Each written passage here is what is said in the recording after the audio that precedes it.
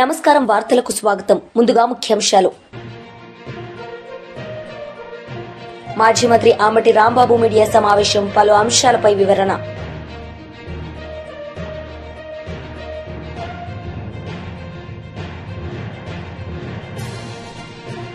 BJP leader బూర Narsaiah Goud media సమావేశం, పలు అంశాలపై వివరణ. బీఆర్ఎస్ లీడర్ మీడియా సమావేశం నిర్వహించారు. ఈ సందర్భంగా ఆయన మాట్లాడారు. ఖర్గే గారు వచ్చిండ్రు. ఇలా మల్లికార్జున ఖర్గే గారికి కూడా మేము ఇక్కడి నుంచి డిమాండ్ చేస్తూ ఉన్నాం. ఆనాడు చేవెళ్ళ డిక్లరేషన్లో ఉన్నారు. ఈరోజు మళ్ళీ ఓట్ల కోసం వచ్చిండు. అంటే ఎలక్షన్ టు ఎలక్షన్ ఖర్గే గారు ఎలక్షన్ టు ఎలక్షన్ వస్తూ ఉన్నారు. ఇలా ఎలక్షన్ టు ఎలక్షన్ వస్తూ ఉన్నారు. ఆనాడు ఎలక్షన్లు వచ్చి రైతు డిక్లరేషన్ అన్నారు, బీసీ డిక్లరేషన్ అన్నారు, యోజన డిక్లరేషన్ అన్నారు, మైనార్టీ డిక్లరేషన్ అన్నారు, ఎస్సీ డిక్లరేషన్ అన్నారు. ఓట్లన్నీ దండుకున్నారు. మీ కాంగ్రెస్ పార్టీ ఇచ్చిన డిక్లరేషన్స్ అన్నీ కూడా డెత్ డిక్లరేషన్ అయిపోయినాయి. ఇలా రైతు డిక్లరేషన్ వరంగల్లో చేసిండ్రు. ఇలా వరంగల్లో చేసినటువంటి రైతు డిక్లరేషన్లలో 2 లక్షల రుణమాఫీ చేస్తామన్నారు. ఇలా సగం కూడా కాలేదు. రైతు భరోసా ఇస్తామన్నారు. రైతులకు అసలు భరోసే లేదు. ఇలా యూరియా బస్తాలు లేవు. యూరియా బస్తాల కోసం చెప్పులో లైన్లో పెట్టుకునే పరిస్థితి మళ్ళీ ఆనాటి పరిస్థితులు తీసుకొచ్చిండ్రు. మీ హయాంలో రైతు డిక్లరేషన్ అన్నారు, యూత్ డిక్లరేషన్ అన్నారు, ఎస్సీ ఎస్టీ డిక్లరేషన్ అని చెప్పిండ్రు, మైనార్టీ డిక్లరేషన్ అన్నారు. ఇలా డిక్లరేషన్లన్నీ కూడా డెత్ డిక్లరేషన్ అయిపోయినాయి. మీ హయాంలో ఈ 18 నెలల కాలంలో రైతుల ఆత్మహత్యలు 638 మంది చనిపోయినారు. మీ నిర్వాహకం వల్ల, కాంగ్రెస్ పార్టీ నిర్లక్ష్యం వల్ల. ఆటో డ్రైవర్లు 142 మంది ఆటో డ్రైవర్లు చనిపోయినారు. చేనేత కార్మికులు మీ నిర్లక్ష్యం వల్ల 44 మంది చేనేత కార్మికులు చచ్చిపోయినారు. గురుకుల విద్యార్థులు ఆత్మహత్యలు చేసుకున్నారు. సరైనటువంటి పోషక ఆహారం దొరకక, నాణ్యమైనటువంటి విద్య లేదు, నాణ్యమైనటువంటి ఆహారం లేదు, కనీస పరిశుభ్రమైనటువంటి పరిసరాలు లేకుండా విద్యార్థులు దాదాపుగా 75 మంది గురుకులలో విద్యార్థులు చనిపోయినారు. నిరుద్యోగులు 10ల సంఖ్యలో చనిపోయినారు. ఇది రెండోసారి. పోయిన సంవత్సరము ఇదే నెల జూలై 5వ తారీఖు చలో పబ్లిక్ సర్వీస్ కమిషన్ అని చెప్పారు. ఆనాడు అసలు కర్కశంగా అసలు ఎట్లా కొట్టిండ్రంటే మీకు ఇది ప్రజాస్వామ్యం అని చెప్పుకుంటారు. బీజేపీ లీడర్ బూర నర్సయ్య గౌడ్ మీడియా సమావేశం నిర్వహించారు. ఈ సందర్భంగా ఆయన మాట్లాడారు. ఆశయాలు ఉన్నాయో స్వరాజ్యము, గ్రామ స్వరాజ్యము, అవినీతి రహిత ప్రభుత్వము, లేదా పారంపర్య రాజకీయాలు కాకుండా ప్రజా స్వామ్యబద్ధంగా నడిపియాలను అనే గాంధీ పేరును కూడా కబ్జా చేసి, పాపం గాంధీ కుటుంబ సభ్యులు ఎక్కడ పోయినరో ఎవరికి పత్తా లేదు. గాంధీ పేరును కూడా కబ్జా చేసి ఈ యొక్క డూప్లికేట్ గాంధీలందరూ నెహ్రూ గారి వంశం ఎట్లయితే మతం మార్పిడి జరిగినట్లు పేరు మార్పిడి కూడా జరిపి ఈరోజు యావత్ భారతదేశాన్ని ఉన్నటువంటి సమస్యలన్నిటికీ ప్రధాన కారకులు ఈ నెహ్రూ కుటుంబం, నెహ్రూ డూప్లికేట్ గాంధీలని కాంగ్రెస్ పార్టీ అని ఈ సందర్భంగా మేము చెప్పడం జరుగుతుంది. అదేవిధంగా జై భీమ్. నిజంగా చెప్పాలంటే స్వాతంత్ర సమరయోధుల్లో ఆ టైంలో ఉన్నటువంటి నాయకులందరూ 70-80 సంవత్సరాల్లో చనిపోయారు. పాపం అంబేద్కర్ గారు ఒక్కరే అకాల మరణం చిన్న వయసులో 62 or 63 ఏజ్లో చనిపోవటం జరిగింది. నిజంగా చెప్పాలంటే అంబేద్కర్ గారిని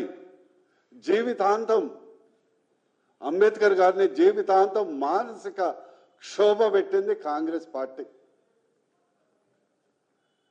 జీవితాంతం అంబేద్కర్ గారిని క్షోభ పెట్టింది కాంగ్రెస్ పార్టీ.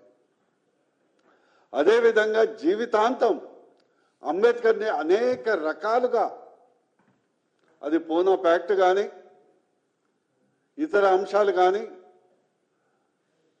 అంబేద్కర్ గారికి ఆలోచన విధానాలకు విరుద్ధంగా నెహ్రూ గారు భారత ఈ పాకిస్తాన్ అంటే ఈ రెండు దేశాలు మతపరంగా దేశాలు విడిపడటం కానీ, ఇండస్ వాటర్ ట్రీటీ కానీ, more important Hindu code bill, ఆ రోజు మహిళలకు కూడా సమాన హక్కులు కల్పించాలని వారి తపన కానీ, ఓబీసీలకు రిజర్వేషన్ కల్పించాలని వారి యొక్క బిల్లు కానీ, ఇట్లా అంబేద్కర్ గారిని మానసికంగా క్షోభపెట్టి వారి అకాల మరణానికి కారణం కూడా కాంగ్రెస్ పార్టీ అని ఈ సందర్భంగా తెలియజేస్తుంది. నిజంగా చెప్పాలంటే అంబేద్కర్ గారిని 2 సార్లు, ఒకసారి ఆయన పిఏని నిలబెట్టి కాంగ్రెస్కున్న ధనబలం, జనబలం, ఆర్థిక బలం అన్ని ఉపయోగించి అంబేద్కర్ గారిని ప్రజాక్షేత్రంలో ఎన్నికై రాకుండా రాజకీయంగా హత్య చేసింది కూడా కాంగ్రెస్ పార్టీ.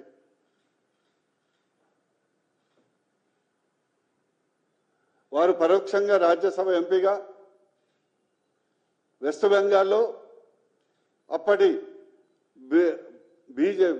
భారతీయ జనసంఘం మరియు ఇతర పార్టీల సహకారంతో రాజ్యసభ ఎంపీగా అయ్యారు.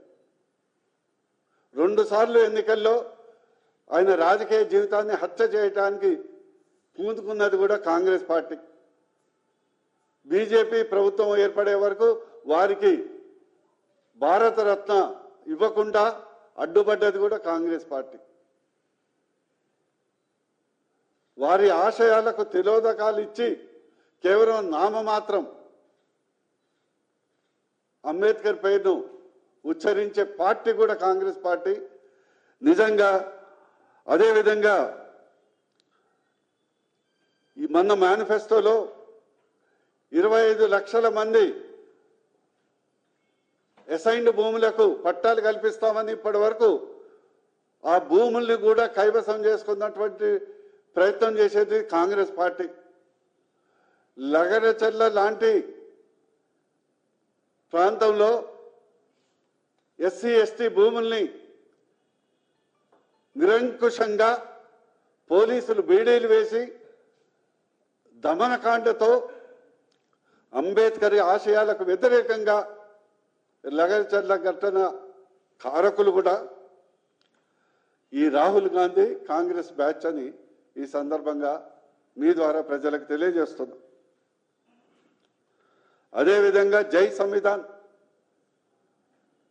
ఈ జై సంవిధాన్కు అసలు వీళ్ళకు నైతిక కానీ భౌతిక కానీ కాంగ్రెస్ పార్టీకి మాట్లాడే హక్కు లేదు. అంబేద్కర్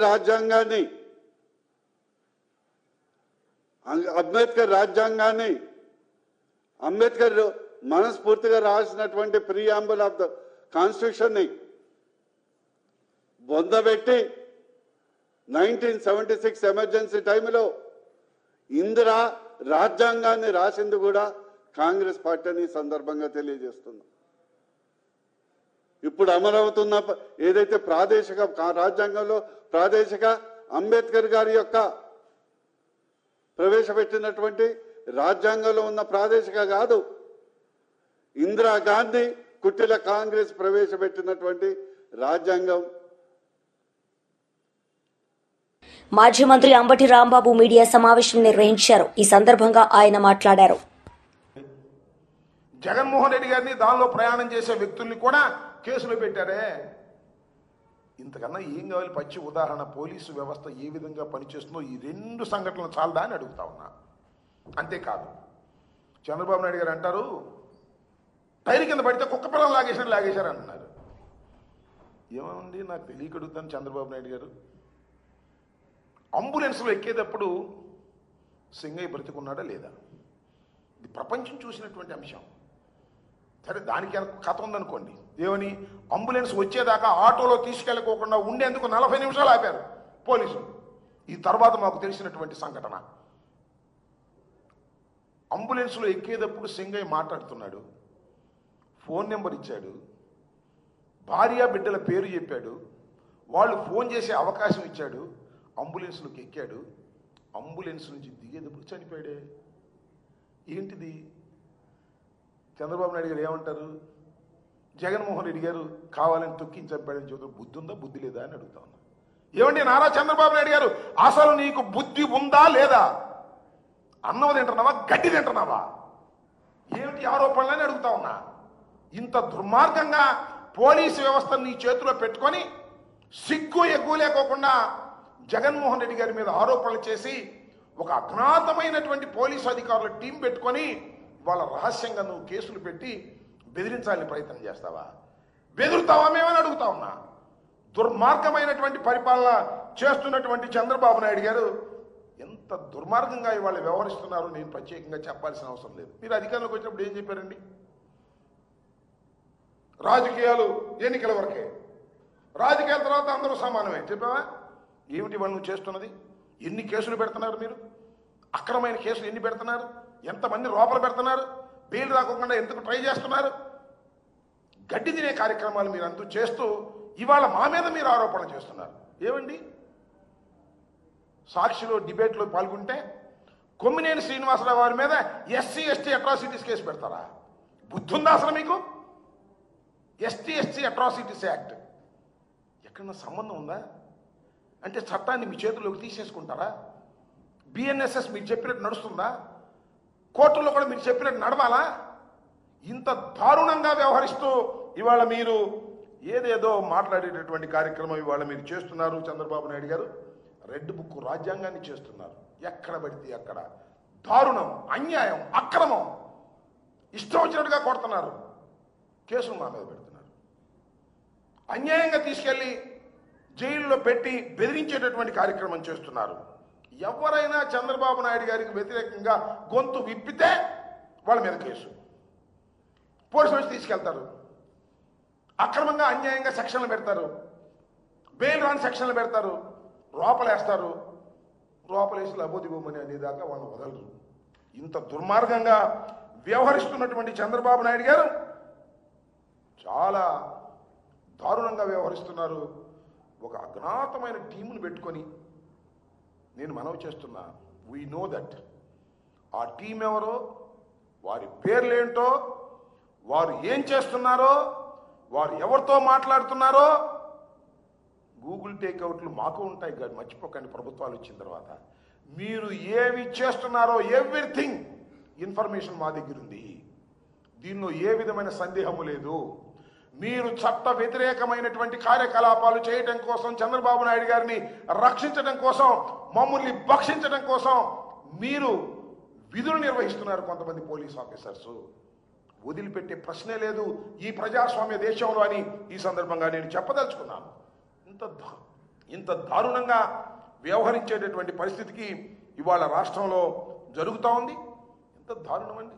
పొన్నూరు దగ్గర ఏ ఎమ్మెల్యే ప్రోద్బలం లేకుండా జరిగింది, అది నాకు తెలియక అడుగుతాను. ఇంతవరకు పట్టుకున్నారా పోలీసులు? మీరు చాలా స్పష్టంగా అక్కడ ఆ దాడి జరిగినటువంటి తీరు కానీ, వాళ్ళు కొట్టినటువంటి తీరు కానీ చాలా స్పష్టంగా సోషల్ మీడియాలో వైరల్ అవుతూ ఉంది. సోషల్ మీడియాలో అది వైరల్ కాకపోతే 307 పెట్టేవాళ్ళు కాదు. సోషల్ మీడియాలో వైరల్ అయ్యేసరికి తప్పనిసరి 307 పెట్టారు. ఇవాళ దోషులు పట్టుకున్నారండి. దోషులు ఎక్కడున్నారో మీకు తెలియదండి. కొట్టిన తర్వాత పోలీసులు వాడిని బయటికి పంపలేదండి ఎమ్మెల్యే గారి ప్రోద్బలంతో. ఇంత దారుణంగా మీరు వ్యవహరిస్తున్నారు. ఈ ప్రజాస్వామ్య దేశంలో వైఎస్ఆర్ కాంగ్రెస్ పార్టీకి చెందినటువంటి నాయకుల మీద దాడులు చేస్తున్నారు, కేసులు పెడుతున్నారు, భయభ్రాంతులు చేస్తున్నారు.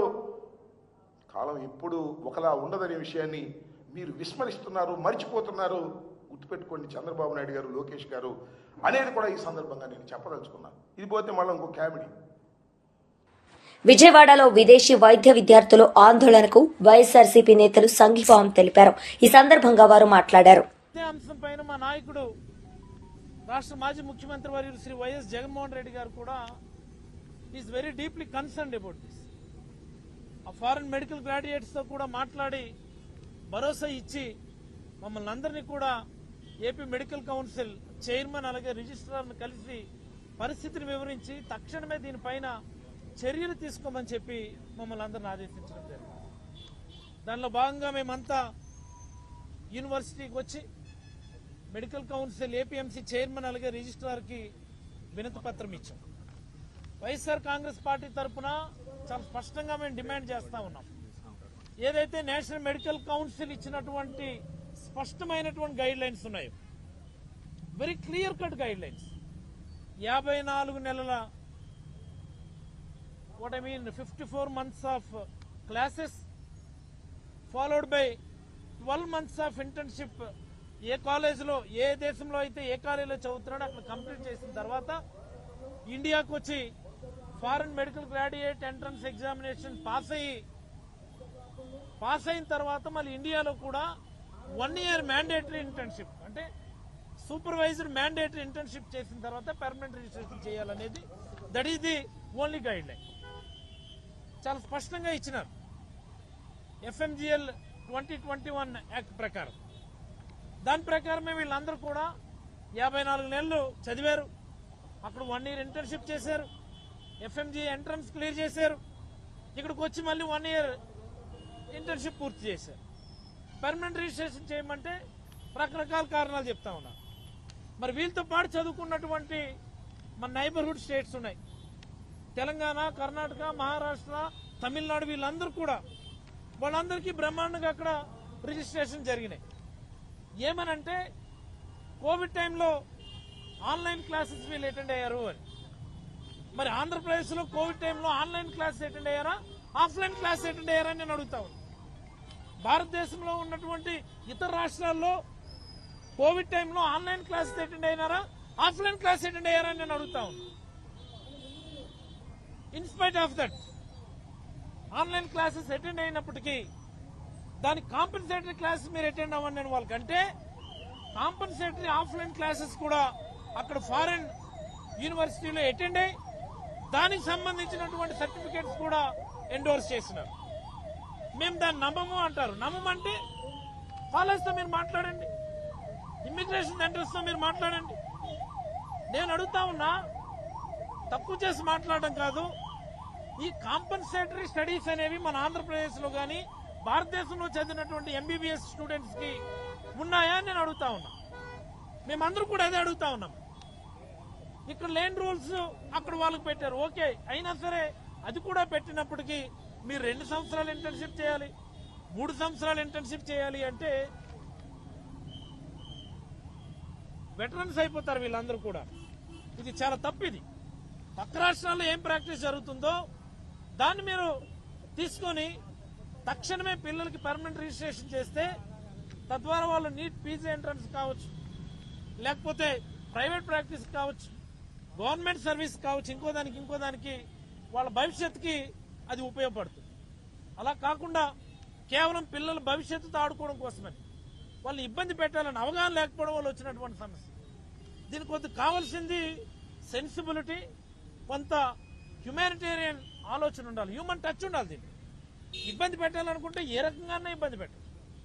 ఈ ప్రభుత్వం తక్షణమే స్పందించి ఎవరైతే విదేశీ వైద్య విద్యార్థులు ఉన్నారో వాళ్ళతో మీ రిప్రజెంటేటివ్ ఎవరినో పంపించి మాట్లాడించి స్ట్రైక్ కాల్ ఆఫ్ చేయించి వాళ్ళ మీద పెట్టినటువంటి కేసుల్ని తక్షణమే ఉపసంహరించుకొని పిల్లల మీద దాడులు చేసినటువంటి పోలీస్ అధికారులు లేకపోతే ఉసుగొల్పినటువంటి అధికారులు ఎవరున్నారో వాళ్ళపైన కూడా మీరు చర్యలు తీసుకోవాలని.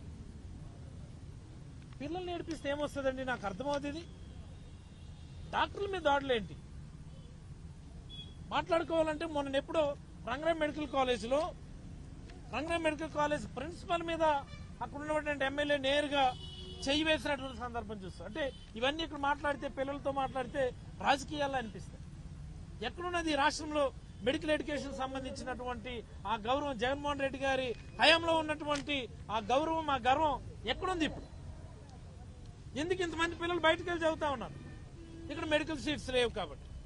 మెడికల్ సీట్స్ పెంచడానికే కదా ఇన్ని మెడికల్ కాలేజెస్ ఇచ్చాం మనం. 17 మెడికల్ కాలేజీలు ఇచ్చాం. ఇప్పుడు ఉన్నటువంటి ప్రభుత్వ అధినేత ఇప్పటి ప్రస్తుత ముఖ్యమంత్రి గతంలో 3 సార్లు ముఖ్యమంత్రిగా చేసినప్పుడు రాష్ట్ర బ్రాహ్మణ సాధికార సమితి కన్వీనర్ బుచ్చి రాంప్రసాద్ మీడియా సమావేశం నిర్వహించారు. ఈ సందర్భంగా ఆయన మాట్లాడారు. వాళ్ళంతటి వాళ్లే ప్రసాదంలో ఒక బొద్దింకని పెట్టి బొద్దింకుంది అని గొడవ చేయటం కూడా చూసాం. తర్వాత సీసీ కెమెరాల్లో అవన్నీ దొరికి వాళ్ళ మీద కేసు పెట్టడం జరిగింది. తర్వాత దుర్గమ్మ ప్రసాదంలో కూడా ఇదే విధంగా మేకులు ఉన్నాయని చెప్పి చేయటం కూడా జరిగింది. అదేవిధంగా అక్కడ వాళ్ళు చేసినటువంటి దురాగతం ఇంకోటి మనం చూసింది ఒకటి ఉంది. తిరుపతిలో వాళ్ళు కంపార్ట్మెంట్లో వైసీపీ కాకినాడకి చెందినటువంటి ఒక కార్యకర్తని లోపలికి పంపించి వాళ్ళు ఆ లోపల వాళ్ళు చేసింది ఏంటంటే గొడవ చేసి చేయటం జరిగింది. చివరికి ఆ పిల్లాడు ఎవరయ్యా అంటే వైసీపీ నాయకుడు బొద్దిలి అచ్చారావు అని చెప్పి అని కూడా మనందరికీ తెలిసిందే. ఇలాంటి దుశ్చర్యలు చేస్తున్నారు.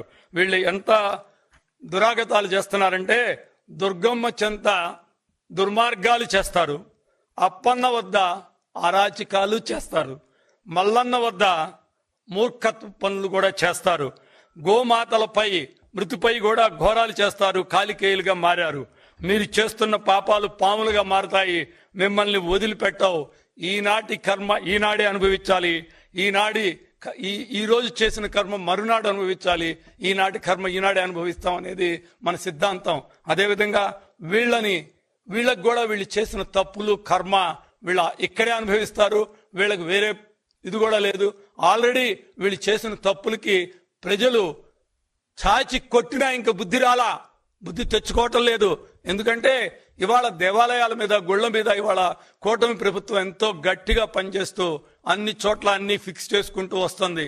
ఒక పక్క గత ప్రభుత్వంలో వాళ్ళు చేసినటువంటి దురాగతాలు చెప్పుకోవాలంటే వరుసనే రామతీర్థంలో రాముల వారి మీద దాడి దగ్గర నుంచి, అదేవిధంగా నీకు మన రాజమండ్రిలో వినాయకుడు అపచారాల దగ్గర నుంచి, అంతర్వేదిలో వాళ్ళు రథం మీద చేసినటువంటి వ్యవహారం దగ్గర నుంచి ఇక్కడికి వస్తే అమ్మవారిలో వెండి సింహాలు దొంగిలించిన సందర్భాలు, అదేవిధంగా నీకు శ్రీశైలంలో వాళ్ళు ఆగమ శాస్త్రాన్ని పక్కన పెట్టి వాళ్ళు ఇష్టం వచ్చినటువంటి చేసిన సందర్భాలు, ఇవన్నీ పక్కన పెడితే ఇక తిరుమల వెంకటేశ్వర స్వామి దగ్గరికి వెళ్తే ప్రసాదంలో కల్తీ, ఇవాళ రోజు ఒక్కొక్కటి బయటకు వస్తున్నాయి. వీళ్ళు చేసినటువంటి తప్పులు అక్కడ అన్యమత ప్రచారం చేశారు, వాటి మీద కూడా బయటకు వచ్చినాయి. ఇవన్నీ కూడా గత సంవత్సరం నుంచి చంద్రబాబు నాయుడు గారు కూటమి ప్రభుత్వం ఒక్కొక్కటి ఫిక్స్ చేసుకుంటూ వస్తూ వీటన్నింటినీ కూడా సవ్యమైన మార్గంలో పెట్టుకుంటూ వచ్చేటప్పటికల్లా దగ్గర 8 నెలలు 9 నెలలు పట్టింది.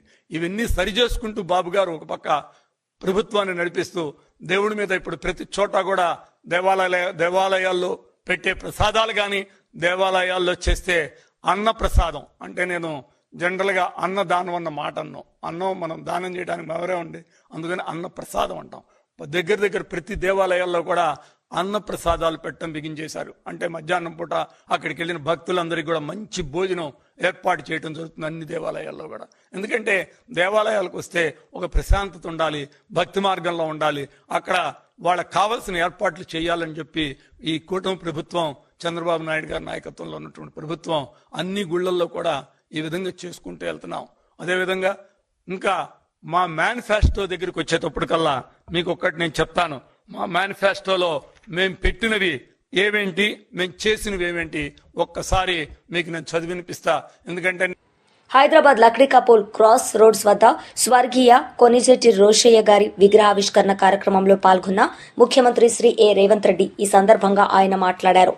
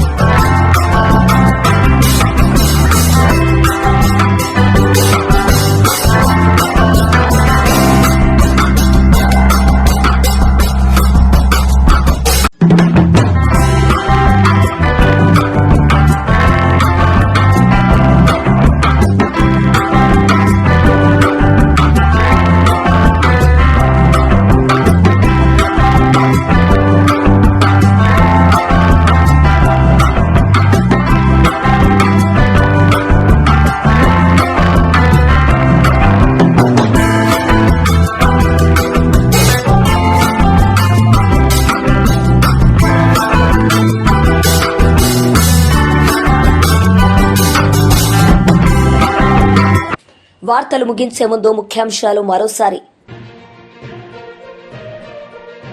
మాజీ మంత్రి ఆమటి రాంబాబు మీడియా సమావేశం, పలు అంశాలపై వివరణ.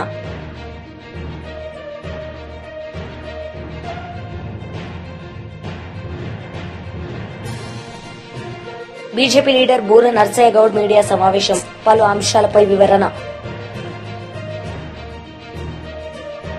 ఈ వార్తలు ఇంతటితో సమాప్తం. తిరిగి ప్రసారమయ్యే వార్తల్లో మళ్ళీ కలుద్దాం. అంతవరకు సెలవు. నమస్తే.